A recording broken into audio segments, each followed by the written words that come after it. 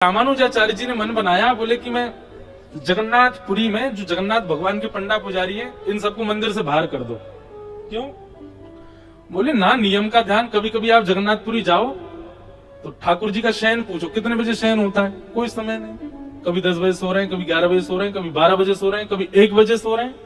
और उठने का समय कभी 3 बजे उठ रहे हैं, कभी 4 बजे, 3-4 बजे उठ ही जाते हैं। सोते कितना? 1-2 घंटा बस। तो श्री रामानुजाचार्य जी ने मन में विचार किया कि ये अच्छा नहीं, जगन्नाथ जी साक्षात परमात्मा, उनकी सेवा विधि से होनी चाहिए। और अपने 5000 शिष्यों के साथ गए और जाकर के जगन्नाथ मंदिर के सारे पंडा पुजारी बाहर कर दिए। अब वो तो रामानुजाचार्य जी तो आचार्य हैं, उनको कौन रोके। और किवाड़ बंद कर दी बाहर से। और ठाकुर जी का पूरा नियम बना दिया, इतने बजे मंगला आरती होगी, इतने बजे मंगल भोग आएगा, इतने बजे श्रृंगार होगा, इतने बजे श्रृंगार आरती होगी, ठाकुर जी के ये मनोरथ होंगे। सब नियम बना के और 5000 शिष्यों को पूरे मंदिर में सेवा में लगा दिया। 3 दिन हो गए। रामानुजाचार्य जी बड़े प्रसन्न, बोले अब अच्छा है, देखो कैसी विधि विधान से सेवा हो रही है।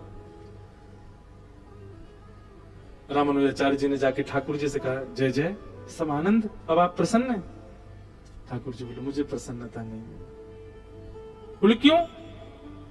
अब तो विधि विधान से सब कुछ चल रहा है, अब क्या दिक्कत है आपको? ठाकुर जी बोले, तुम बढ़िया प्रसाद बना रहे हो, बढ़िया सुला रहे हो, खिला रहे हो, सब कर रहे हो, पर ये सब उड़िया पंडा पुजारी जो उड़ीसा के हैं, ये सब मेरे सामने आकर के और जब अपनी भाषा में और मटक मटक करके हरी हरी बोलो जब बोलते हैं ना, मुझे उसमें बहुत सुख मिलता है। पूरे दिन की सेवा एक तरफ, केवल उनका वो हरी हरी बोलो और ऐसे मटक मटक के नृत्य करना मेरे आगे मुझे बहुत अच्छा लगता है। तो मैं उसी के लिए जगन्नाथपुरी में बैठा हूं।